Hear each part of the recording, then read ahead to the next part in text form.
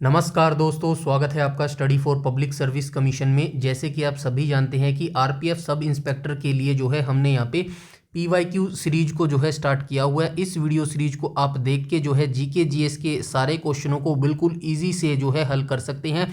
और जो आपका आरपीएफ सब इंस्पेक्टर का एग्ज़ाम होने वाला है, जिसकी तिथि दिसंबर में 2 दिसंबर से जो है आपका एग्ज़ाम स्टार्ट होने वाला है, उसके अंदर जो है आपको बहुत ज़्यादा हेल्प मिल सकती है इस वीडियो सीरीज के थ्रू। साथ में आप जो है जिन बच्चों का अभी एएलपी का एग्ज़ाम होने वाला है, जेई का एग्ज़ाम होने वाला है और टेक्नीशियन का एग्ज़ाम होने वाला है, ये सभी बच्चे भी इस वीडियो सीरीज को अंत तक जरूर देखेंगे। वैसे तो ज़्यादा क्वेश्चन नहीं पूछे जाते, मात्र जो 10 एमसीक्यू हैं वो पूछे जाते हैं एएलपी के अंदर, तो ज़्यादा मार्जिन नहीं है। बट फिर भी कोई भी क्वेश्चन अगर आप नहीं गलत करना चाहते तो इस वीडियो सीरीज को आप अंत तक जरूर देखिएगा। साथ में जो आरपीएफ कांस्टेबल वाले बच्चे हैं वो बच्चे भी इस वीडियो सीरीज को देखिएगा। और कांस्टेबल के लिए जो हमने जो है पीवाईक्यू सीरीज को अलग से फ्रेम किया हुआ है, जिसका लिंक आपको इस वीडियो के डिस्क्रिप्शन में मिल जाएगा। वहां से कंप्लीट पीवाईक्यू सीरीज जो थी 2018-19 की कांस्टेबल का एग्जाम लिया गया था, उस सीरीज को हमने कंप्लीट वहां पे करवाया है, विद डिस्कशन जो है वो करवाया है। तो वहां से जाकर आप कांस्टेबल सीरीज को भी देख सकते हैं। आज हम यहाँ पे जो है 12वां भाग जो है डिस्कस करने वाले हैं आरपीएफ सब इंस्पेक्टर की पीवाईक्यू सीरीज का। इससे पहले 11 भाग आ चुके हैं। अगर आपने उन 11 भागों को नहीं देखा है तो जल्दी से जल्दी जाके उन 11 भाग को देख लीजिएगा। तो चलिए आज के वीडियो सेशन की हम शुरुआत कर लेते हैं। क्वेश्चन नंबर फर्स्ट में बोला गया संसदीय बैठक का जो पहला काल है वो कौन सा काल है। मतलब संसदीय बैठक का जो पहला घंटा होता है, पहला काल होता है, वो क्या कहलाता है। शून्य काल कहलाता है, प्रश्न काल कहलाता है, आधे घंटे की चर्चा कहलाता है, या फिर अल्प आवधिक चर्चा कहलाता है। क्वेश्चन नंबर फर्स्ट का जो हो जाएगा राइट ऑप्शन नंबर बी हो जाएगा। तो संसदीय बैठक का जो पहला काल होता है वो प्रश्न काल कहलाता है। संसद की बैठक का पहला घंटा क्या कहलाता है, प्रश्न काल होता है। इस दौरान संसद के जितने भी सदस्य होते हैं वो सरकार से सवाल पूछते हैं, यानी कि जो सदस्य होते हैं संसद के सदस्य, ये किससे सवाल पूछते हैं, ये सवाल पूछते हैं सरकार से, सवाल पूछते हैं। ठीक है, सरकार से जो है ये सवाल पूछते हैं और जो मंत्री होते हैं वो इनका जवाब देते हैं। प्रश्नकाल के बाद का समय जो होता है वो शून्यकाल कहता है। तो ये प्रश्नकाल के बाद कौन सा समय आता है तो उसको क्या बोला जाता है, उसको बोला जाता है शून्यकाल। ये भी आप याद रखना, शून्यकाल। ठीक है, प्रश्नकाल के बाद का जो काल होता है वो कहलाता है शून्यकाल। और प्रश्नकाल बैठक का पहला घंटा होता है। और शून्यकाल कब से कब तक होता है तो ये दोपहर में होता है। शून्यकाल दोपहर में होता है। कब से कब तक होता है, 12 से 1 बजे के बीच में। ठीक है, ये होता है शून्यकाल। ठीक है, इसको शून्यकाल बोला जाता है। ये दोनों ही आप याद रखना। साथ में ये भी आप याद रखना, शून्यकाल की जो शुरुआत है वो कब से हुई थी,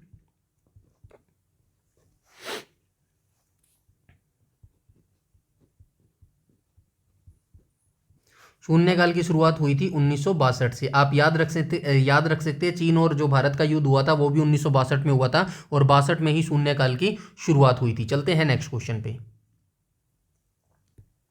नेक्स्ट क्वेश्चन में बोला गया है हेनरी विवियन डिरोजियो का संबंध किस आंदोलन से है। तो ये एक अंग्रेज थे, हेनरी विवियन डिरोजियो। इनका संबंध किस आंदोलन से है ये पूछा गया है। क्वेश्चन नंबर सेकंड का राइट ऑप्शन हो जाएगा ऑप्शन नंबर सी, यानी कि युवा बंगाल आंदोलन जो कि बंगाल में हुआ था।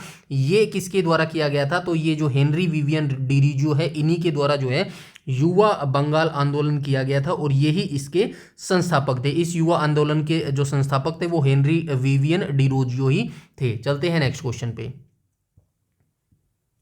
नेक्स्ट क्वेश्चन में बोला गया है समान ऊर्जा वाली कक्षाएं क्या दर्शाती है। तो समान ऊर्जा वाली जो कक्षाएं होती है वो क्या दर्शाती है, डीजनरेट, स्थिर अवस्था, रीजनरेट, या फिर उत्तेजित अवस्था। क्वेश्चन नंबर 3 का राइट ऑप्शन हो जाएगा ऑप्शन नंबर ए। तो समान ऊर्जा वाली जितनी भी कक्षाएं होती हैं वो डीजनरेट दर्शाती हैं। चलते हैं नेक्स्ट क्वेश्चन पे। ये साइंस से रिलेटेड क्वेश्चन था। और नेक्स्ट क्वेश्चन पर चलते हैं। गटका मार्शल आर्ट सबसे पहले है पंजाब से रिलेटेड का एक रूप है, इसे कहाँ खेला जाता है। तो ऑब्वियसली पंजाब, मैंने बता दिया, राइट आंसर हो जाएगा पंजाब में। तो गटका मार्शल आर्ट जो है ये कहाँ की है, पंजाब की एक मार्शल आर्ट है गटका, और पंजाब में ही इसको खेला जाता है। अब मैं कुछ और मार्शल आर्ट जो है वो आपके बारे में बता देता हूँ। एक मार्शल आर्ट का नाम है सिलंबम।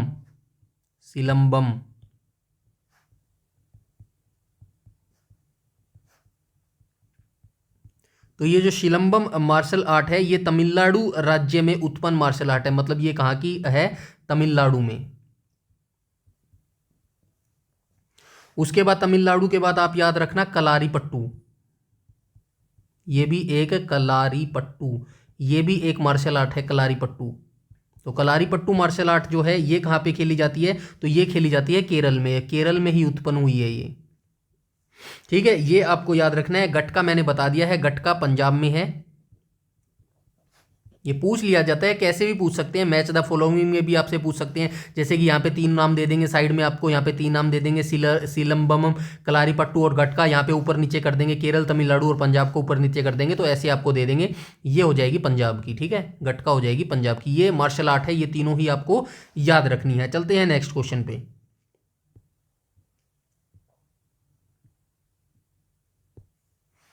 नेक्स्ट क्वेश्चन में बोला गया निम्न में से किस राज्य की सीमा चीन से लगी हुई नहीं है। तो चीन से किसकी सीमा जो है लगी नहीं हुई है, तो आपको जो है एलिमिनेशन मेथड भी आना चाहिए, तो वो मैं आपको बताने वाला हूं इस क्वेश्चन में, कैसे आप एलिमिनेशन मेथड से जो है लगा सकते हैं। तो देखिए, सबसे पहले उत्तराखंड है, उत्तराखंड की जो सीमा है वो चाइना से लगती है, क्योंकि उत्तराखंड जो है बिल्कुल ऊपर हो गया। उसके बाद हम बात करें जम्मू कश्मीर की, तो जम्मू कश्मीर तो वैसे ही सभी जानते हैं चीन के साथ जो है सीमा साझा करता है, क्योंकि जम्मू कश्मीर का जो कुछ पार्ट है वो गैर तरीके से जो है चीन ने कब्जा किया हुआ है। बात करें सिक्किम की, तो सिक्किम भी बिल्कुल हमारे बॉर्डर पे स्थित है, तो इसकी सीमा भी जो है चीन के साथ लगती है। अब बच गया पश्चिम बंगाल, तो पश्चिम बंगाल जो है इसका राइट ऑप्शन हो जाएगा। पश्चिम बंगाल जो है सीमा साझा नहीं करता चाइना के साथ। तो ये हो गया एलिमिनेशन मेथड। ऐसे जो है आपको क्वेश्चन आना चाहिए। अगर आपको जो है क्वेश्चन नहीं भी आता है राइट ऑप्शन, तो बाकी ऑप्शनों को देख लीजिए करिए एक बार, क्या पता वहां से जो है आपका राइट ऑप्शन निकल जाए। तो राइट ऑप्शन हो जाएगा क्वेश्चन नंबर 5 का ऑप्शन नंबर बी। अब मैं बता देता हूं भारत की जो सीमा है वो कितने देशों के साथ लगती है। भारत की जो सीमा है वो 7 देशों के साथ लगती है। ये कौन कौन से हो जाएंगे, बांग्लादेश, पाकिस्तान,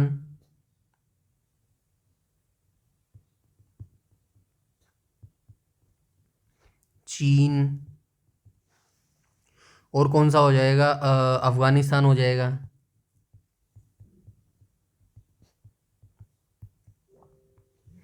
और कौन सा हो जाएगा, म्यांमार हो गया, म्यांमार नहीं हुआ, म्यांमार, म्यांमार। कितने हो गए, 1 2 3 4 5 ही हुए, तो और कौन रह गया, और रह गया नेपाल रह गया सच्ची।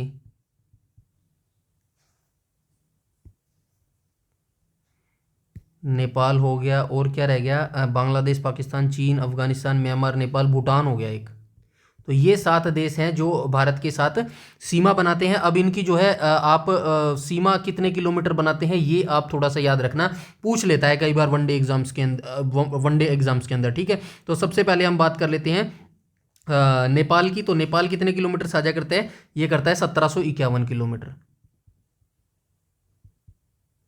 ठीक है, 1751 किलोमीटर। उसके बाद हम बात करें भूटान की, तो भूटान कितनी करता है, 699 किलोमीटर। उसके बाद हम बात करें अफगानिस्तान, तो अफगानिस्तान सबसे छोटी सीमा करता है 106 किलोमीटर, ठीक है। उसके बाद हम बात करें अफगानिस्तान हो गया। उसके बाद बांग्लादेश करें, तो सबसे ज़्यादा जो है बांग्लादेश की सीमा लगती है 4096 किलोमीटर। ये सबसे बड़ी सीमा हमारी बांग्लादेश के साथ लगती है। इसके बाद क्या रह गया, तो इसके बाद रह गया हमारा चीन और पाकिस्तान रह गया। तो पाकिस्तान की सीमा कितनी लगती है, पाकिस्तान की जो है सीमा लगती है 3323 किलोमीटर, 3323 किलोमीटर लगती है। और हम बात करें यहाँ पे चाइना की, तो चाइना की कितनी लगती है, तो चाइना की लगती है 3488 किलोमीटर। उसके बाद क्या रह गया, म्यांमार रह गया। तो म्यांमार की जो सीमा है वो कितनी है, 1643 किलोमीटर, ठीक है। ये सारी जो है आपको सबसे पहले याद होना चाहिए कितने देशों के साथ भारत की सीमा लगती है और कितने किलोमीटर जो है सीमा लगती है, ऐसे आपको ये है याद रखना है। चलते हैं नेक्स्ट क्वेश्चन पे। और नेक्स्ट क्वेश्चन में पूछा गया है क्वेश्चन नंबर 6 में, सेल में उसके बाहर और भीतर जल का प्रभाव बराबर होने पर सेल डैश कहलाता है। जो सेल होता है, सेल के बाहर और भीतर यानी कि अंदर जो जल का प्रभाव होता है वो बराबर होने पर सेल क्या कहलाता है, फ्लैसिड, आइसोटोनिक, सफीती दाब या फिर हाइपोटोनिक। तो क्वेश्चन नंबर 6 का जो है राइट ऑप्शन हो जाएगा ऑप्शन नंबर ए, यानी कि फ्लैसिड जो है बाद में सेल कहलाता है। चलते हैं नेक्स्ट क्वेश्चन पे। और नेक्स्ट क्वेश्चन में बोला गया है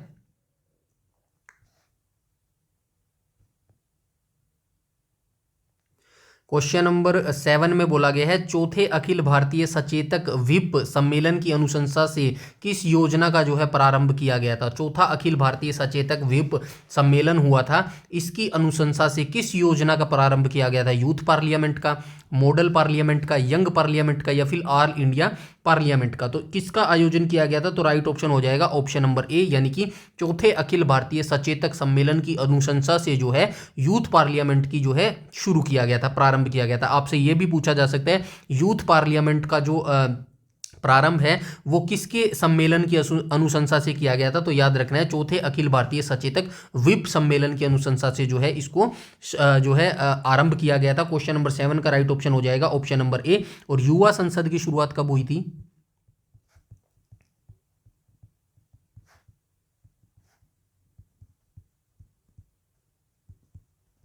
तो युवा संसद की शुरुआत हुई थी 1966-67 में।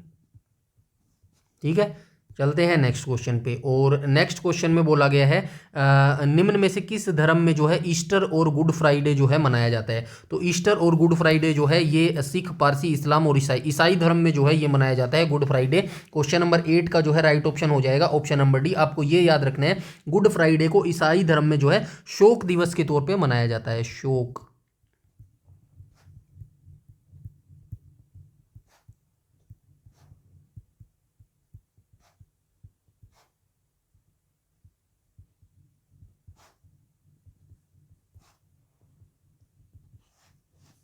ठीक है, चलते हैं नेक्स्ट क्वेश्चन पे।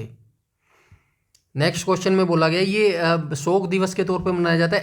ऐसी कहावतें हैं कि जब ये भगवान ईसा मसीह थे तो ये अपनी मृत्यु के बाद भी कुछ टाइम तक जो है धरती पर ही विराजमान थे या फिर धरती पर रहे थे, ऐसी कुछ कहावतें हैं। चलते हैं नेक्स्ट क्वेश्चन पे। नेक्स्ट क्वेश्चन में बोला गया राष्ट्रीय राजमार्ग 3 आगरा से कहाँ तक जाता है। तो आगरा से ये कहाँ तक जाता है, बंबई तक जाता है। क्वेश्चन नंबर 9 का जो है राइट ऑप्शन हो जाएगा ऑप्शन नंबर सी। ये 2018-19 की बातें हैं। अभी जो है जो ये राष्ट्रीय राजमार्ग है कुछ चेंज आया हो तो थोड़ा सा आप अपडेट कर लीजिएगा। वैसे राइट ऑप्शन इसका ऑप्शन नंबर सी हो जाएगा। राष्ट्रीय राजमार्ग 3 जो है आगरा से कहाँ तक जाता है, बंबई तक जाता है। चलते हैं नेक्स्ट क्वेश्चन पे। और नेक्स्ट क्वेश्चन में बोला गया है संतृप्त जल वाष्प के चाप यानी कि दबाव को डैश कहा जाता है। तो संतृप्त जल वाष्प जो होता है उसके दबाव को क्या कहा जाता है, जलीय तनाव, पृष्ठ तनाव, निरपेक्ष चाप या फिर आंशिक चाप दबाव। तो क्वेश्चन नंबर 10 का जो है राइट ऑप्शन हो जाएगा ऑप्शन नंबर ए, यानी कि संतृप्त जल वाष्प के दबाव को जलीय तनाव जो है बोला जाता है। रामायण किसने लिखी, आसान सा क्वेश्चन है, वाल्मीकि के द्वारा जो है लिखी गई थी। रामायण किसने लिखी थी, ऑप्शन नंबर बी जो है इसका करेक्ट हो जाएगा। रामायण को महर्षि वाल्मीकि द्वारा ने लिखा था। यह संस्कृत भाषा का एक महान काव्य है। किस भाषा में लिखा गया है, संस्कृत भाषा में।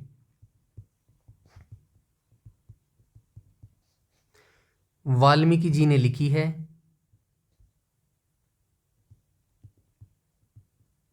उसके बाद आप इसके अंदर क्या याद रख सकते हैं, संस्कृत भाषा में लिखा महान काव्य है। लगभग 200 ईसा पूर्व जो है इसको लिखा गया है। ठीक है, लगभग 200 ईसा पूर्व के इसके बाद लिखा गया है। रामायण को आदि काव्य भी माना जाता है।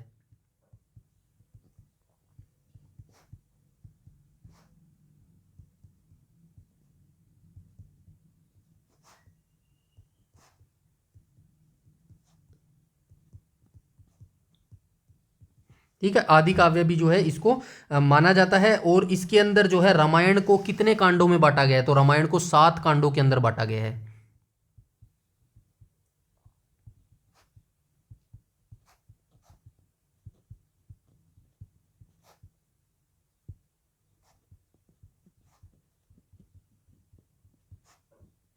मैं सातों के साथ तो लिखूंगा नहीं, बट बता दूंगा आपको, क्योंकि लिखने में जो है ज़्यादा टाइम लगता है। रामायण को 7 कांडों के अंदर बांटा गया है। तो वो 7 कांड जो है कौन कौन से है, तो आइए मैं बता देता हूँ।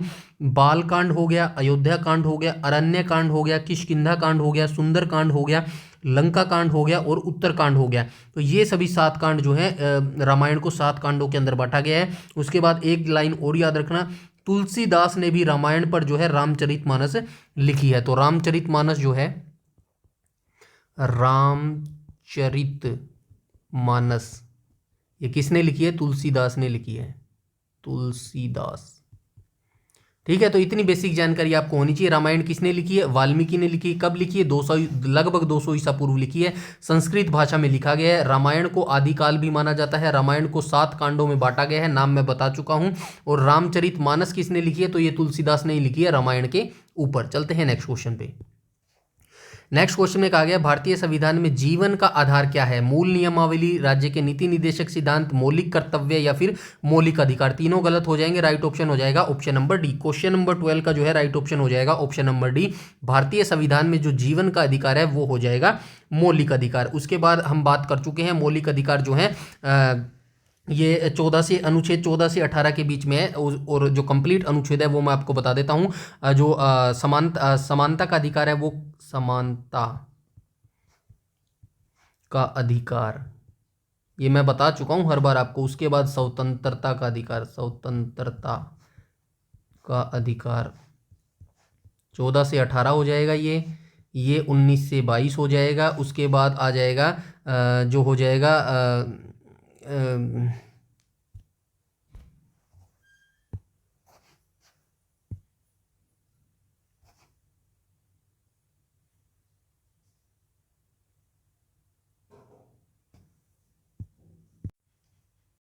शोषण के विरुद्ध अधिकार,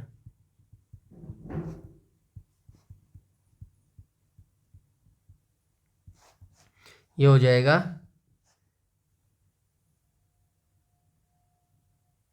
23 से 24। इसके बाद हो जाएगा धार्मिक स्वतंत्रता का अधिकार,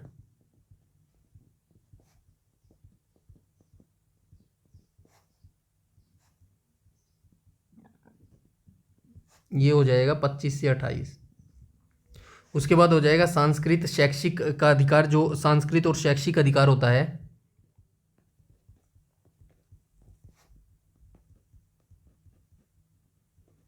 ये हो जाएगा 29-30 में। उसके बाद जो बच गया आपका संवैधानिक उपचारों का अधिकार, वो हो जाएगा अनुच्छेद 32 में, उपचारों का अधिकार,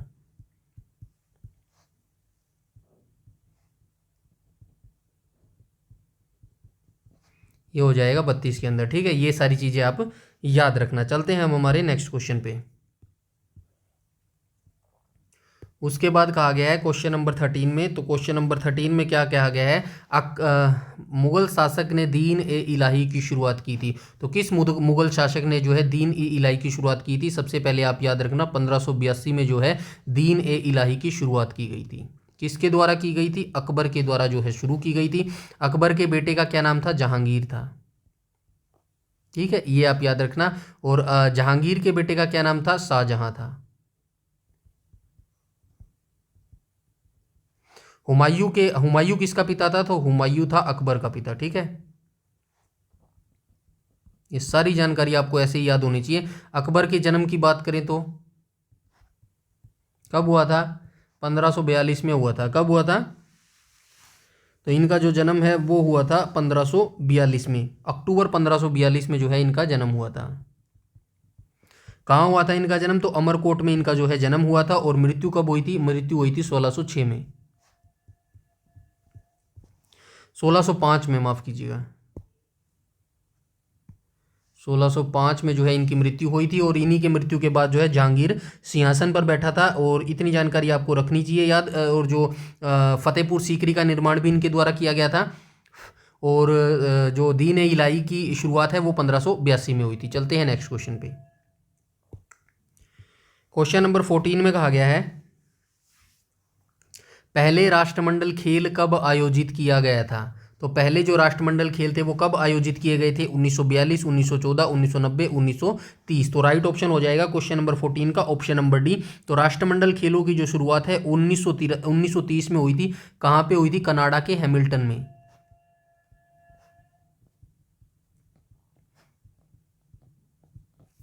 कनाडा के हैमिल्टन शहर में जो है इसकी शुरुआत हुई थी। इन खेलों का आयोजन हर 4 साल में किया जाता है। आयोजन कब किया जाता है?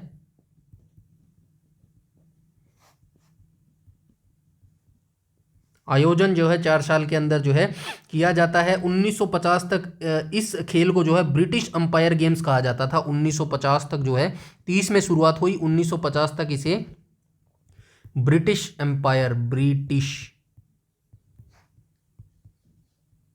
एम्पायर गेम्स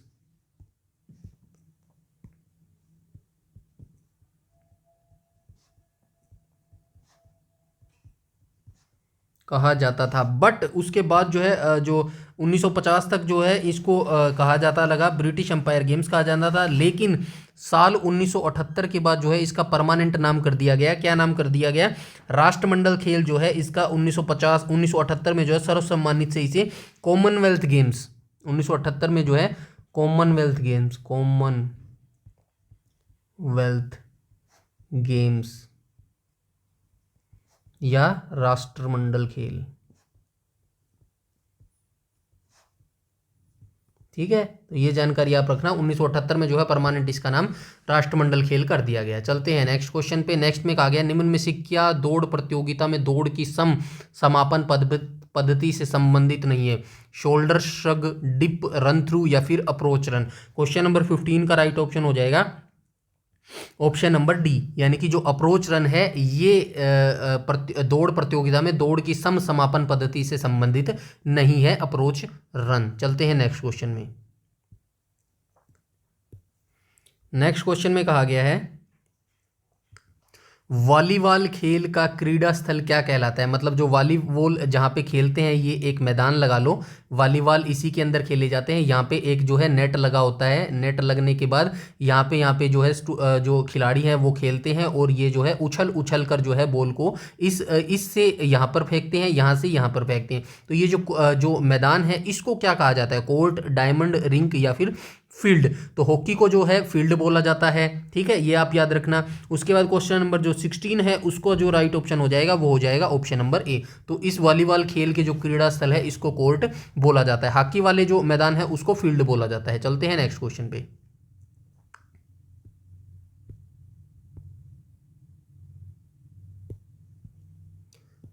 नेक्स्ट क्वेश्चन में बोला गया है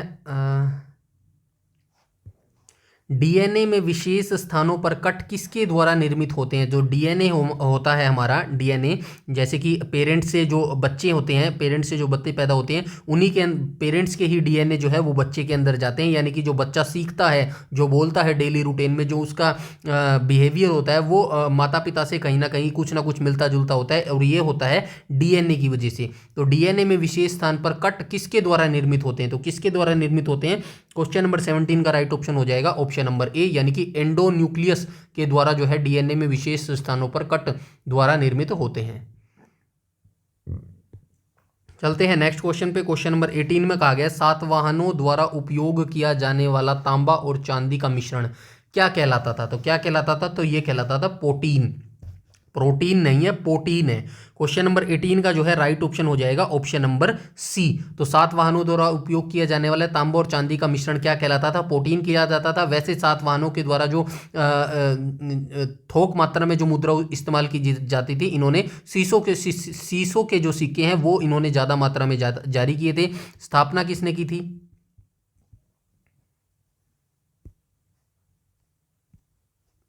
स्थापना जो है किसने की थी सातवाहन वंश की? तो ये की थी सिमुक ने। वैसे ये जो है मात्र सतात्मक था, मात्र सतात्मक जो वंश था ये मात्र सतात्मक था, क्योंकि इनके नामों के आगे कहीं ना कहीं आपको माता का नाम मिलेगा। जैसे कि आपने सुना होगा गौतमी पुत्र सातकर्णी, गौतमी पुत्र सातकर्णी। ऐसे जितने भी इनके नाम हैं ये अपने नाम के आगे माताओं का नाम लगाते थे। गौतमी पुत्र सातकर्णी जो था इस वंश का काफ़ी प्रतापी शासक था। तो ये इतनी जानकारी आपको इस वंश के बारे में होनी चाहिए। चलते हैं नेक्स्ट क्वेश्चन में, और नेक्स्ट क्वेश्चन में बोला गया है निम्न में से कौन सा बंदरगाह जुआरी मुहाने पर स्थित है? तो ऐसा कौन सा बंदरगाह है जो जुआरी मुहाने पर स्थित है? कोचीन, मर्मुगोआ, नया मैंगलोर या फिर मुंबई। क्वेश्चन नंबर 19 का राइट ऑप्शन हो जाएगा ऑप्शन नंबर बी, यानी कि जुआरी जो मुहाना है, जुआरी नदी है ये एक्चुअली में, जुआरी नदी पर कौन सा बंदरगाह अवस्थित है? तो ये हो जाएगा मोर्मुगोआ बंदरगाह जो है ये जुआरी नदी पर अवस्थित है। यह बंदरगाह गोवा में स्थित एक प्राकृतिक बंदरगाह है। तो कहाँ स्थित है? स्थित कहाँ है? गोवा में। क्या है? प्राकृतिक। तो तो इतनी भी जानकारी आपको होनी चाहिए। प्राकृतिक ये बंदरगाह है, यह भारत के पश्चिमी तट पर स्थित है। पूर्वी तट पूछ सकता है किस तट पर अवस्थित है, पूर्वी तट पर या पश्चिमी तट पर, तो पश्चिमी तट पर यह अवस्थित है।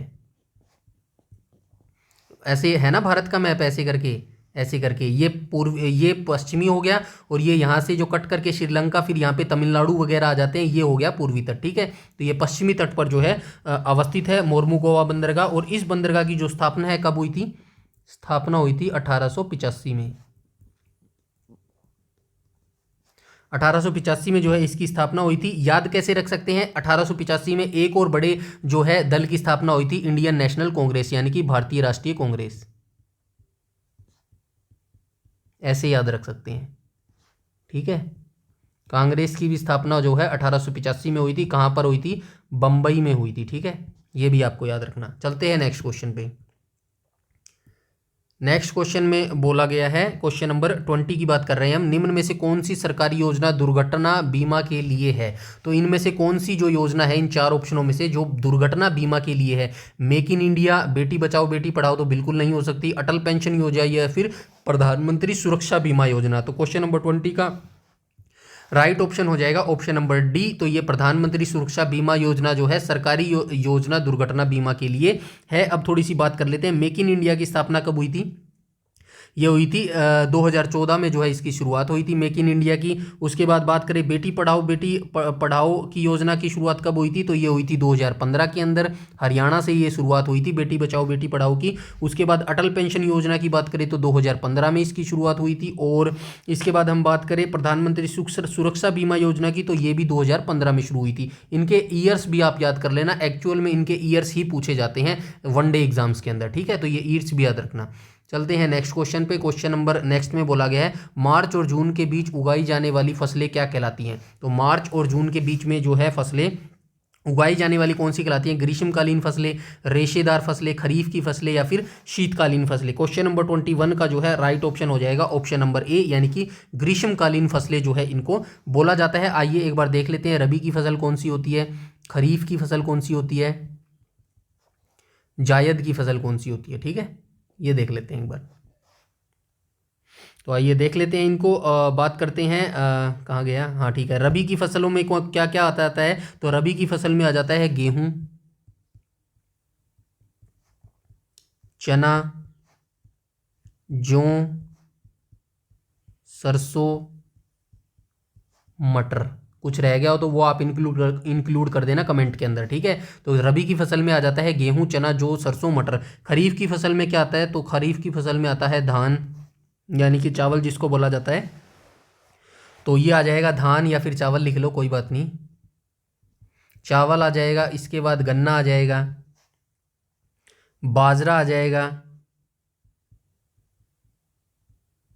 कपास आ जाएगा, और क्या आ सकता है, मूंगफली आ जाएगा,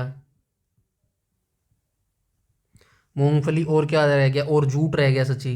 तो ये जो फसलें हैं ये खरीफ की फसल में आ जाएगा। जायद की फसल में क्या आ जाएगा, जायद की फसल में जो ये बेल की होती है ना, जो बेल में लगती हैं, जैसे कि खरबूज हो गया, खरबूजा हो गया, तरबूजा हो गया, ककड़ी हो गई, तो ये इस टाइप की फसलें जो हैं ये जायद के अंदर आ जाती हैं। तो ये तीनों फसलें मैंने बता दी हैं। रबी की फसल कब बोई जाती है, तो ये अक्टूबर नवंबर में जो है ये फसलों को बोया जाता है। और जो है अक्टूबर नवंबर में रबी की फसलों को बोया जाता है, और जो अप्रैल और मई में है इनको काट लिया जाता है। उसके बाद जो है खरीफ की फसल बोई जाती है मई और जून के अंदर। उसके बाद जो है जायद की फसल जो है इन दोनों फसलों के बीच में बोई जाती है, यानी कि मार्च और अप्रैल में जो है जायद की फसलों को बोया जाता है। चलते हैं नेक्स्ट क्वेश्चन पे। नेक्स्ट में बोला गया संविधान में संसद के संपादन कार्य के लिए किन किन भाषाओं का उल्लेख है। जो संविधान है उसके अंदर लिखा हुआ है, जो संसद है हमारी, संसद के जहाँ पे कार्य होते हैं, तो उसका जो कार्य है, संसद का जो कार्य है वो किस भाषाओं में होगा, किस भाषाओं में होगा, तो हिंदी और अंग्रेजी में होगा। राइट ऑप्शन हो जाएगा ऑप्शन नंबर डी। तो संविधान में ये लिखा हुआ है संसद के जो संपादन कार्य होगा उनके लिए किस भाषाओं का यूज़ किया जाएगा, हिंदी और अंग्रेजी भाषाओं का यूज़ किया जाएगा। ये अनुच्छेद 99 में मिलेगा आपको, ऐसा लिखा हुआ।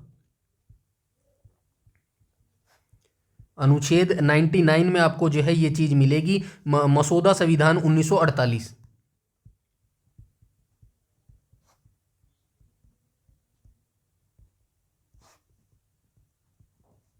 ठीक है। मसौदा संविधान 1948, संसद में कार्य हिंदी अंग्रेजी में किया जाएगा, परंतु राज्यसभा का सभापति या लोकसभा का अध्यक्ष किसी सदस्य को जो किसी भी भाषा में अपनी बात पर्याप्त रूप से व्यक्त नहीं कर सकता, यानी कि संसद के अंदर हिंदी और इंग्लिश में तो आपको काम करना ही पड़ेगा, लेकिन कोई ऐसा सदस्य है जो हिंदी या इंग्लिश में नहीं बोल पा रहा, उसको नहीं आ रही है, तो जो राज्यसभा का सभापति होगा या फिर लोकसभा का अध्यक्ष होगा, वो उस व्यक्ति को अपनी क्षेत्रीय भाषा में जो है बोलने की अनुमति दे सकते हैं। मतलब जिस भी क्षेत्र से आता है वो, कुछ ऐसे क्षेत्र हैं जैसे कि दक्षिण भारत के क्षेत्र लगा लीजिएगा या फिर नॉर्थ ईस्ट के क्षेत्र लगा लीजिएगा। नॉर्थ ईस्ट के तो वैसे इंग्लिश आती है, मतलब आजकल सभी आती है, लेकिन कुछ क्षेत्र ऐसे हैं जहाँ पर हिंदी और इंग्लिश नहीं बोली जाती, उनकी ही लोकल लैंग्वेज बोली जाती है। तो अनुच्छेद में 99 में ऐसा संविधान में लिखा गया है कि राज्यसभा के सभापति और जो लोकसभा के अध्यक्ष होंगे वो उन व्यक्ति को अपनी क्षेत्रीय भाषा में बोलने की अनुमति दे सकते हैं। चलते हैं नेक्स्ट क्वेश्चन पे।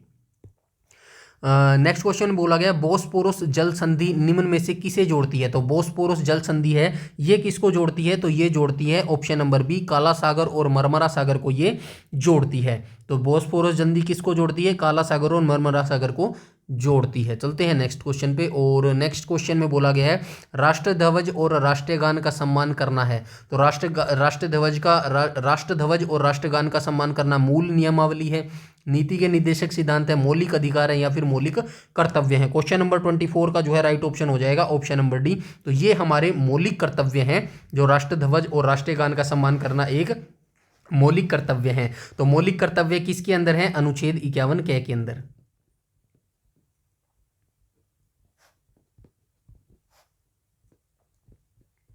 ये वर्तमान में जो है 11 है हमारे मौलिक कर्तव्य। ठीक है, स्टार्टिंग जब हुई थी मौलिक कर्तव्य 10 ही थे, बट एक को जो है बाद में जोड़ा गया था। तो मौलिक अधिकार जो है हमारे हो जाएंगे 14 से 35। वैसे तो हमारे देख लेना आप, वैसे आप कर सकते हैं, 14 से 35 जो है हमारे मौलिक अधिकार हैं। नीति निर्देशक सिद्धांत कहाँ से कहाँ तक है? अनुच्छेद 36 से 51 तक हमारे ये नीति निर्देशक सिद्धांत है। ठीक है, चलते हैं नेक्स्ट क्वेश्चन पे। इसके बाद ये बात की गई है, मेक इन इंडिया नीति किस वर्ष लागू की गई? तो मेक इन इंडिया जो नीति है ये किस वर्ष लागू की गई थी? तो ये की गई थी 2014 के अंदर। मेक इन इंडिया नीति 2014 के अंदर लागू की गई थी। मेक इन इंडिया के अंदर यही सब था कि भारत जो है जो चीज़ें इंपोर्ट करता है विदेशों से, तो उनको भारत के अंदर ही बनाया जाए, ऐसा मेक इन इंडिया नीति इसलिए जो है शुरुआत की गई थी। उसके बाद हम चलते हैं नेक्स्ट क्वेश्चन पे। नेक्स्ट क्वेश्चन में बोला गया है, क्वेश्चन नंबर 26 में, वह ब्याज दर जो आरबीआई लंबी अवधि के ऋणों को क्या कहलाती है? तो ऐसी ब्याज दर जो आरबीआई लंबी अवधि के लिए होती है ऋणों के लिए, वो क्या कहलाती है? तो वो क्या कहलाती है? क्वेश्चन नंबर 26 का राइट ऑप्शन हो जाएगा ऑप्शन नंबर बी, यानी कि बैंक दर जो है उनको बोला जाता है। चलते हैं नेक्स्ट क्वेश्चन पे। 27 का जो है, देशज खेल कलारी पट्टू मूलतः किस राज्य से है? तो इस क्वेश्चन को हम ऊपर भी देख चुके हैं। ये एक जो है कलारी पट्टू जो है एक मार्शल आर्ट है, और ये कहाँ की है? राइट ऑप्शन हो जाएगा ऑप्शन नंबर डी। तो ये कलारी पट्टू जो है ये केरल की मार्शल आर्ट है। थोड़े सा मैं और बता देता हूँ, इसके अंदर जो है सिलंबम जो है मार्शल आर्ट ये तमिलनाडु की है, और जो गटका है ये पंजाब की मार्शल आर्ट है। ठीक है, चलते हैं नेक्स्ट क्वेश्चन। ये ऊपर भी हम देख चुके हैं। क्वेश्चन नंबर 28 में कहा गया, किस रिट को गिरफ्तारी की मनमानी के विरुद्ध व्यक्तिगत स्वतंत्रता के प्रति संरक्षण कहा जाता है? तो कुछ रिट होती हैं जो व्यक्ति को, जैसे किसी व्यक्ति को गिरफ्तार कर लिया जाता है, तो उसके भी कुछ जो है कानून और जो है उसकी बचने की जो है प्रक्रिया वो संविधान के अंदर लिखी गई है। तो ये क्या हो जाएगा? तो राइट ऑप्शन हो जाएगा ऑप्शन नंबर डी। तो किस रिट को गिरफ्तारी की मनमानी के विरुद्ध जो है व्यक्ति स्वतंत्रता के प्रति संरक्षण कहा जाता है? तो हैबियस कॉर्पस जो है बंदी प्रत्यक्षीकरण, इसको जो है गिरफ्तारी की मनमानी के विरुद्ध व्यक्तिगत स्वतंत्रता के प्रति संरक्षण कहा जाता है, या फिर इसको यूज कर सकता है। इसके बारे में हम थोड़ी सी चर्चा कर लेते हैं। भारतीय संविधान में 5 प्रकार की रिट हैं। तो भारतीय संविधान में कितनी प्रकार की रिट है ये आप याद रखना। भारतीय संविधान में 5 प्रकार की रिट हैं। ठीक है, कौन कौन सी हैं? तो ये पहले नंबर पे जो है ये हो जाएगी अपनी बंदी प्रत्यक्षीकरण, प्रत्यक्षीकरण। दूसरे नंबर पर आपकी हो जाएगी परमादेश।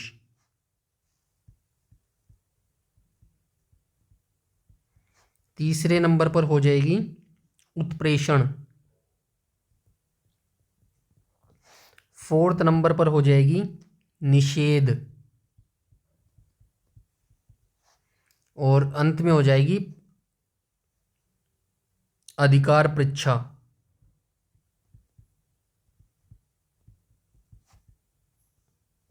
ठीक है, ये 5 प्रकार की रेट हैं। उसके बाद जो है सुप्रीम कोर्ट जो है यानी कि भारत का उच्चतम न्यायालय है वो रिट जारी कर सकता है। उच्चतम न्यायालय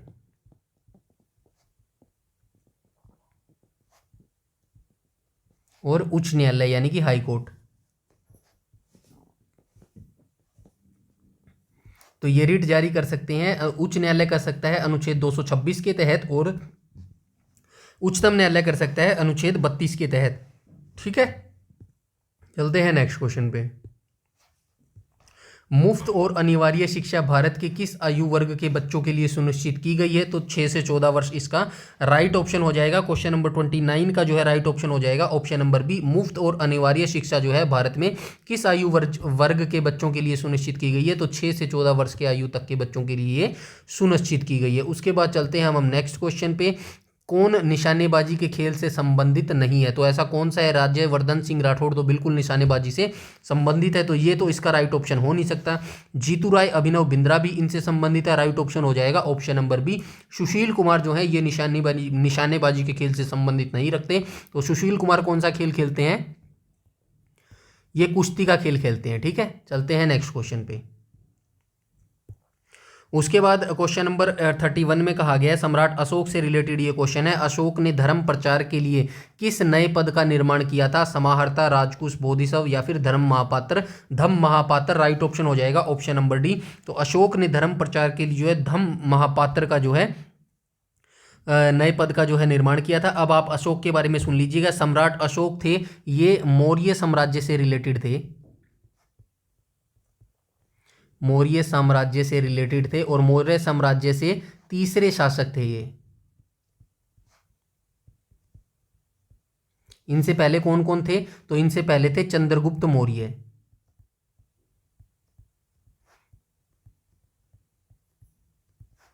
जिन्होंने स्थापना की थी मौर्य वंश की। उसके बाद थे इनके उत्तराधिकारी थे चंद्रगुप्त मौर्य के उत्तराधिकारी का क्या नाम था? बिंदुसार। और बिंदुसार के सक्सेसर यानी उत्तराधिकारी का क्या नाम था? अशोक। ऐसे ये तीसरे नंबर के थे। ठीक है, आई होप आपको समझ आ गया होगा। तो तीसरे नंबर के ये जो है मौर्य सम्राट होते थे अशोक। इनका जन्म कब हुआ था अशोक का? तो यहां पे लिख देता हूं, जन्म हुआ था अशोक का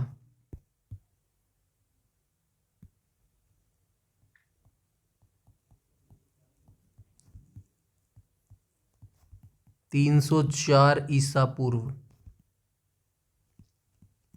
ठीक है, 304 ईसा पूर्व जन्म हुआ था। और इनका पूरा नाम क्या था? देवनाम प्रिय इनको कहा जाता था। देवनाम यानी कि देवों का प्रिय, देवनाम प्रिय, देवों का प्रिय इनको बोला जाता था। उसके बाद अशोक मौर्य का, अशोक अपने साम्राज्य में बौद्ध धर्म का प्रचार करता था। अशोक का पूर्ववर्ती बिंदुसार था, बता चुका हूं। और इनका उत्तरवर्ती कौन था? तो दशरथ मौर्य, मतलब इनके बाद कौन सा शासक हुआ? तो दशरथ जो है इनके उत्तरावर्ती हुए, दशरथ मौर्य। दशरथ मौर्य जो है इनकी उत्तरावर्ती हुई थी। मृत्यु कब हुई अशोक की? तो 232 ईसा पूर्व।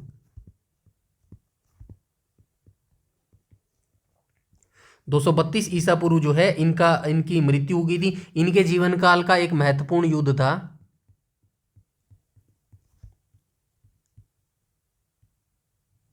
ऐसा माना जाता है कि जो अशोक थे इन्होंने अपने जीवन काल में एक भी युद्ध नहीं हारा था। और इनके जीवन का जो महत्वपूर्ण युद्ध था वो था कलिंग। कब लड़ा गया था? 261 ईसा पूर्व जो है ये युद्ध लड़ा गया था। ठीक है, इस युद्ध के बाद जो है इन्होंने पूरी तरह से युद्ध को खत्म कर दिया था। मतलब इन्होंने जीवन में कसम खा ली थी कि इसके बाद जो है ये युद्ध कभी भी नहीं करेंगे जीवन काल में, क्योंकि 261 में जब कलिंग का युद्ध हुआ था कलिंग राजा के बीच में, तो इन्होंने जो है बहुत ज़्यादा वहाँ पे मार कटाई कर ली थी, जिससे जो है इनका मन और जो दिल था वो शुद्ध बद्ध हो गया था। जिसके बाद इन्होंने धर्म का प्रचार करना स्टार्ट कर दिया गया था और काफ़ी जो है इन्होंने धर्म के काम किए थे। इनके जीवन काल में जो है अशोक ने कुल कितने अभिलेख जो है लिखवाए थे, तो टोटल 33 अभिलेख इन्होंने लिखवाए थे, जो कि किन किन के अंदर विभाजित हैं, शिलालेखों, स्तंभ लेखों और गुहा लेखों में जो है विभाजित है। इतनी जानकारी आपको इन अशोक के बारे में होनी चाहिए। स्टेच्यू ऑफ लिबर्टी किस शहर में स्थित है? न्यूयॉर्क सिटी के अंदर जो है ये स्थित है। क्वेश्चन नंबर 32 का राइट ऑप्शन हो जाएगा option number B, New York city में ये अवस्थित है। चलते हैं नेक्स्ट क्वेश्चन में। नृत्य, नाट्य और नृत्य शब्द निम्न में से किस भारतीय कला से संबंधित है? संगीत, नृत्य कला, कठपुतली का खेल, मार्शल आर्ट। तो राइट ऑप्शन हो जाएगा option number B, question number 33 का। नृत्य, नाट्य और नृत्य शब्द जो है ये नृत्य कला से संबंधित है। चलते हैं नेक्स्ट क्वेश्चन में। ऑल इंडिया मुस्लिम लीग का गठन 1906 में हुआ था। तो 1906 में जो है इसका गठन हुआ था। लिख रखा है कहाँ पे? 1906 ये रहा। तो 1906 में जो है ऑल इंडिया मुस्लिम लीग का जो है स्थापना हुई थी। एक सम्मेलन में हुआ था जिसे ढाका के नवाब सलीम उल्लाह खान के नियंत्रण में किया गया था। ये याद रखना, ढाका के नवाब सलीमुल्लाह के नियंत्रण में ये किया गया था और इसी में जो है मुस्लिम लीग की स्थापना की गई थी 1906 में। और इस लीग का संविधान 1906 में कराची पाकिस्तान में बनाया गया था। इसका पहला अधिवेशन कब हुआ था? पहला अधिवेशन जो मुस्लिम लीग का हुआ था कहाँ हुआ था? 1908 में हुआ था पहला अधिवेशन।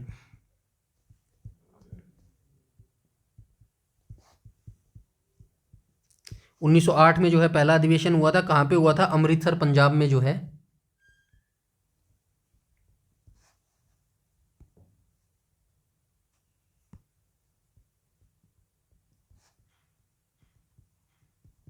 अमृतसर पंजाब में जो है इसका पहला अधिवेशन हुआ था। उसके बाद ऑल इंडिया मुस्लिम लीग के पहले सत्र की अध्यक्षता किसने की थी? तो अध्यक्ष बने थे पहले सत्र के आगा खान। ठीक है, ये जानकारी याद रखना। ऑल इंडिया मुस्लिम लीग का गठन कब हुआ था? तो ढाका के सलीमुल्लाह के नियंत्रण में एक सम्मेलन हुआ था 1906 में, यहीं पे इसकी जो है स्थापना हुई थी। और 1908 में जो है इसका पहला अधिवेशन कंडक्ट करवाया गया था पंजाब के अंदर। और अमृतसर पंजाब में अध्यक्ष किसने की थी? आगा खान ने जो है इसकी अध्यक्षता की थी। नेक्स्ट में कहा गया यूरिक अम्ल के ठोस कणों के जमाव के कारण हुई जोड़ों में सूजन को क्या कहा जाता है? तो यूरिक अम्ल जब है ठोस कणों के जमाव के कारण, मतलब जो यूरिक अम्ल है वो ठोस कणों में जो है जब जमा हो जाता है, तो जो जोड़ होते हैं हमारे शरीर के, जो जोड़ होते हैं, घुटनों के जोड़ लगा लो या हाथों के जोड़ लगा लो, आप देखते होंगे आपकी माता जी या दादी के जो है घुटनों में जो है जोड़ों में, वो कई बार कहते हैं कि जोड़ों में हमारे दर्द हो रहा है, तो वो जोड़ इसी वजह से होता है जब यूरिक अम्ल जो है वो ठोस कणों में जम जाता है, इसी कारण जो है जोड़ों में दर्द होता है। इसको क्या कहा जाता है? तो क्वेश्चन नंबर 35 का राइट ऑप्शन हो जाएगा ऑप्शन नंबर ए, वात रक्त यानी कि गाउट जो है इसको बोला जाता है। चलते हैं नेक्स्ट क्वेश्चन पे। नेक्स्ट में कहा गया पीएन जंक्शन के निर्माण के समय कौन सी दो महत्वपूर्ण क्रियाएं संपन्न होती है? तो ये साइंस से रिलेटेड है भाई, देख लेना, मैं तो आपको डायरेक्ट आंसर बता सकता हूँ। पीएन जंक्शन के निर्माण के समय कौन सी दो महत्वपूर्ण क्रियाएं संपन्न होती है? क्वेश्चन नंबर 36 का राइट ऑप्शन हो जाएगा ऑप्शन नंबर सी। तो डिफ्यूजन और ड्रिफ्ट, पीएन जंक्शन के निर्माण के समय डिफ्यूजन और ड्रिफ्ट जो दो महत्वपूर्ण क्रियाएं हैं संपन्न होती हैं। चलते हैं नेक्स्ट क्वेश्चन पे। क्वेश्चन नंबर 37 में बोला गया है कि special Olympic world winter game हर 4 साल में आयोजित किए जाते हैं। तो राइट ऑप्शन हो जाएगा ऑप्शन नंबर ए हो जाएगा। क्वेश्चन नंबर 37 का जो है राइट ऑप्शन हो जाएगा option number A, special Olympic world winter game जो है हर 4 साल में आयोजित किए जाते हैं। उसके बाद मैं आपको बहुत बार बता चुका हूँ, फिर भी एक बार और बता देता हूँ। समर यूथ ओलंपिक कब हुए थे?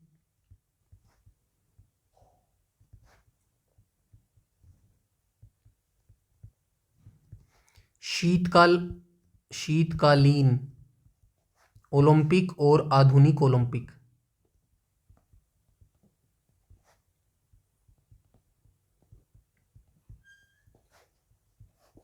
तो जो समर यूथ ओलंपिक थे ये कब कब से होने शुरू हुए थे? तो 2010 में इनकी शुरुआत हुई थी सिंगापुर के अंदर, 2010।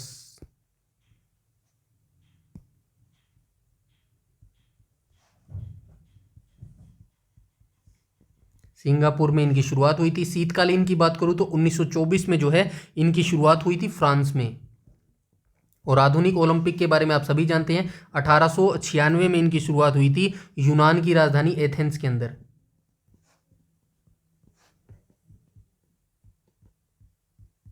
ठीक है, इतनी जानकारी आपको होनी चाहिए। चलते हैं नेक्स्ट क्वेश्चन पे।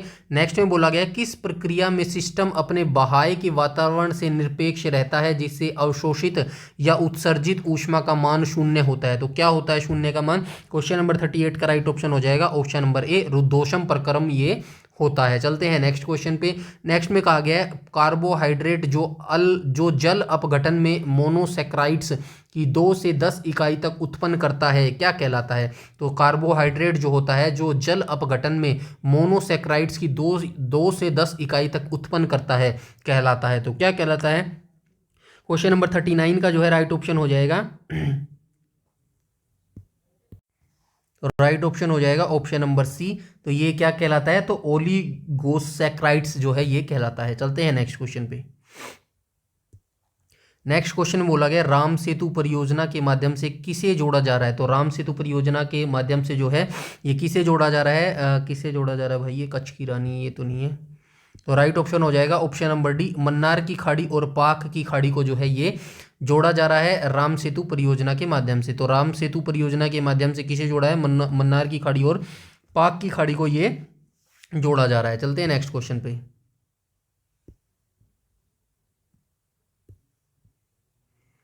नेक्स्ट क्वेश्चन में कहा गया भारतीय संविधान सभा ने राष्ट्रगान को कब मान्यता दी? तो कब मान्यता दी थी भारतीय संविधान सभा ने जो है राष्ट्रगान को कब मान्यता दी थी? क्वेश्चन नंबर 41 का राइट ऑप्शन हो जाएगा ऑप्शन नंबर बी, 1950 में जो है ये मान्यता दी थी। संविधान सभा ने 24 जनवरी 1950 को भारत के राष्ट्रगान जन गण मन को अपनाया था। राष्ट्रगान को पहली बार कब अपनाया था? तो ये भी आप याद रखना कब गाया गया था। तो संविधान सभा ने भारत के राष्ट्रगान को कब अपनाया था? 24 जनवरी 1950 को जो है अपनाया था। और पहली बार कब गाया था? 1911 में गाया गया था। पहली बार कब गाया गया था? तो ये गाया था 1911 के अंदर। 1911 के अंदर गाया गया था। भारतीय राष्ट्रीय कांग्रेस के कलकत्ता अधिवेशन में गाया गया था। 1911 का राष्ट्रीय अधिवेशन कब हुआ था? कोलकाता में हुआ था। ये भी आप याद रखना, कोलकाता अधिवेशन में जो है ये गाया गया था। और जो ये राष्ट्रगान जनगण मन है किसने लिखा था या फिर गाया था? रविंद्रनाथ टैगोर ने ये गाया था, रविंद्रनाथ टैगोर। तो रविंद्रनाथ टैगोर के द्वारा जो है इस गीत को गाया गया था। इतनी जानकारी आपको इस क्वेश्चन के बारे में होनी चाहिए। और साथ में जो बांग्लादेश का राष्ट्रीय गान है,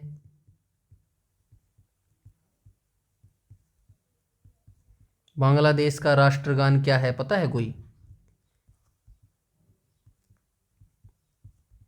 आमार सोनार बांग्ला।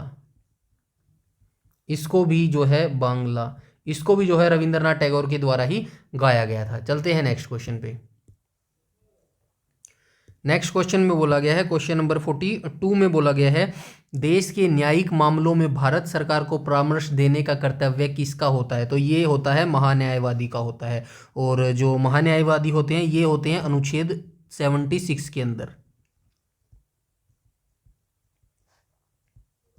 ठीक है, तो देश के न्यायिक मामलों में जो भारत के देश के न्यायिक मामले होते हैं उनमें भारत सरकार को परामर्श देने का जो काम होता है वो होता है महान्यायवादी। और महान्यायवादी की नियुक्ति कौन करता है? राष्ट्रपति करता है। ठीक है, महान्यायवादी की नियुक्ति राष्ट्रपति करते हैं। यह देश का सर्वोच्च विधि अधिकारी होता है।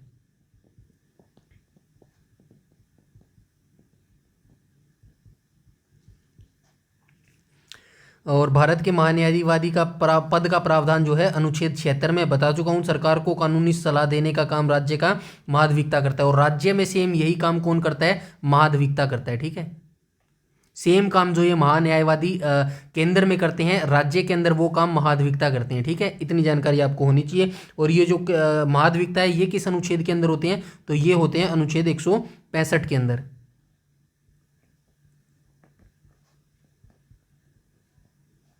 चलते हैं नेक्स्ट क्वेश्चन पे। नेक्स्ट क्वेश्चन में बोला गया है जो कि पंचवर्षीय रिलेटेड है, गरीबी किस पंचवर्षीय योजना को गरीबी हटाओ के नारे के साथ जो है लागू किया गया था, यानी कि गरीबी हटाओ नारा जो है ये किस पंचवर्षीय योजना के अंदर दिया गया था। क्वेश्चन नंबर 43 का राइट ऑप्शन हो जाएगा ऑप्शन नंबर डी, यानी कि छठी पंचवर्षीय योजना के अंदर जो है ये नारा दिया गया था। क्वेश्चन नंबर 43 का राइट ऑप्शन हो जाएगा ऑप्शन नंबर डी, भारत में पंचवर्षीय योजनाओं की शुरुआत जो है 15 मार्च 1950 को हुई थी। 15 मार्च 1950 को स्थापना हुई थी, माफ कीजिएगा शुरुआत हुई थी। योजना आयोग ने पंचवर्षीय योजनाओं को विकसित किया था। मतलब जो योजना आयोग था वर्तमान में जो है योजना आयोग को खत्म करके जो है नीति आयोग का जो है वो कर दिया गया है, विस्तार कर दिया गया है नरेंद्र मोदी जी के द्वारा। और जो है ये जो किसके दिमाग की उपज थी ये पंचवर्षीय योजना, तो योजना आयोग के दिमाग की ये उपज थी। योजना आयोग ने बनाया था। और योजना आयोग पहली पंचवर्षीय योजना कब आई थी, 1951 में आई थी। ठीक है, ये याद रखना, पहली पंचवर्षीय योजना कब आई थी, 1951 में आई थी। चलते हैं नेक्स्ट क्वेश्चन पे। नेक्स्ट क्वेश्चन में कहा गया स्पर्श रेखीय बल लगने के कारण प्रति इकाई क्षेत्र में उत्पन्न प्रत्यानयन बल के डैश के रूप में जाना जाता है। तो स्पर्श रेखीय बल जो है लगने के कारण प्रति इकाई क्षेत्र में उत्पन्न प्रत्यानयन बल डैश के रूप में जाना जाता है, तो ये कर्तन प्रतिबल के रूप में जाना जाता है। हीरे के लिए भारत का कौन सा जिला प्रसिद्ध है, तो पन्ना जिला है जो कि मध्य प्रदेश के अंदर पड़ता है। ठीक है, चलते हैं नेक्स्ट क्वेश्चन पे। उसके बाद नेक्स्ट क्वेश्चन में कहा गया है राज्य के नीति निर्देशक सिद्धांतों से क्या तात्पर्य है, तो राज्य के नीति निर्देशक सिद्धांतों से क्या तात्पर्य हो जाएगा, तो ये हो जाएगा ऑप्शन नंबर बी, राज्य द्वारा पालन किए जाने वाले सिद्धांत। 36 से 51 के बीच में ये अनुच्छेद दिए गए हैं। मतलब जो राज्य के नीति निर्देशक सिद्धांतों का जो है ब्यौरा दिया गया है वो अनुच्छेद 36 से 51 के बीच में दिया गया है। नेक्स्ट क्वेश्चन में कहा गया विजयनगर साम्राज्य के संस्थापक कौन थे, हरिहर और बुक्का थे। हरिहर बुक्का थे। माफ कीजिएगा 1936 लिख दिया मैंने, 1336 आएगा यहाँ पे। 1336 में जो है हरिहर बुक्का के द्वारा इसकी स्थापना की गई थी। उसके बाद हम बात करें इडुक्की, जहाँ भी दिख जाए केरल से संबंधित है ये। केरल देख लो, इडुक्की हाइड्रोलिक परियोजना किस राज्य से संबंधित है, तो ये केरल राज्य में संबंधित है। इडुक्की नदी भी केरल के अंदर ही स्थित है। किस नदी को चीन का शोक कहा जाता है, तो हुआंग ही को जो है चीन का शोक कहा जाता है। क्वेश्चन नंबर 49 का जो है राइट ऑप्शन हो जाएगा ऑप्शन नंबर ए। और जो एशिया की सबसे लंबी नदी है वो कौन सी हो जाएगी,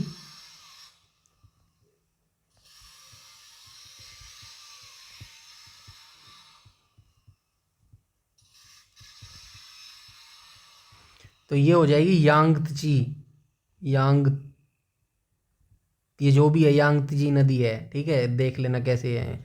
यांगत्ची नदी जो है ये एशिया की सबसे लंबी नदी है और ये कहाँ पर अवस्थित है, चीन के अंदर ही ये अवस्थित है। ठीक है, चलते हैं नेक्स्ट क्वेश्चन जो कि आज का हमारा लास्ट क्वेश्चन रहने वाला है। लास्ट क्वेश्चन में कहा गया है निम्न में से किस ग्रह को संध्या तारा के नाम से जाना जाता है, यानी कि भोर का तारा किसे कहा जाता है, तो ये शुक्र को बोला जाता है। सबसे चमकीला तारा भी यही है। हमारे सौर मंडल में जो है 8 ग्रह हैं, मैं आपको पीछे वीडियोस में भी वो बता चुका हूं। तो आज के लिए इतना ही रखते हैं। ये टॉप 50 क्वेश्चन थे जो मैंने आपके साथ डिस्कस किए। कमेंट सेक्शन में जरूर बताना वीडियो आपको कैसी लगी है। ज़्यादा से ज़्यादा लाइक कीजिएगा और शेयर कीजिएगा ताकि मुझे मोटिवेशन मिल सके और मैं ऐसी ही वीडियो सीरीज इन फ्यूचर में भी आपके साथ जो है शेयर करता रहूँ। चैनल पर पहली बार विजिट कर रहे हैं तो चैनल को सब्सक्राइब कर लीजिएगा और बेल आइकन बटन को टैप कर लीजिएगा ताकि समय पर आपको सारी नोटिफिकेशन मिलती रहे। यूट्यूब पर अगर आप हमें फॉलो करते हैं तो प्लीज़ हमारा टेलीग्राम ग्रुप जरूर ज्वाइन कर लेना, जिसका लिंक आपको वीडियो को डिस्क्रिप्शन में मिल जाएगा। क्योंकि जितने भी पीडीएफ्स होती हैं, जितने भी प्रीवियस ईयर क्वेश्चन होते हैं, वो सब कुछ जो है टेलीग्राम पर ही प्रोवाइड करवाया जाता है। इसीलिए टेलीग्राम को ज्वाइन करना बेहद जरूरी है। इस वीडियो में इतना ही रखते हैं, तब तक के लिए धन्यवाद।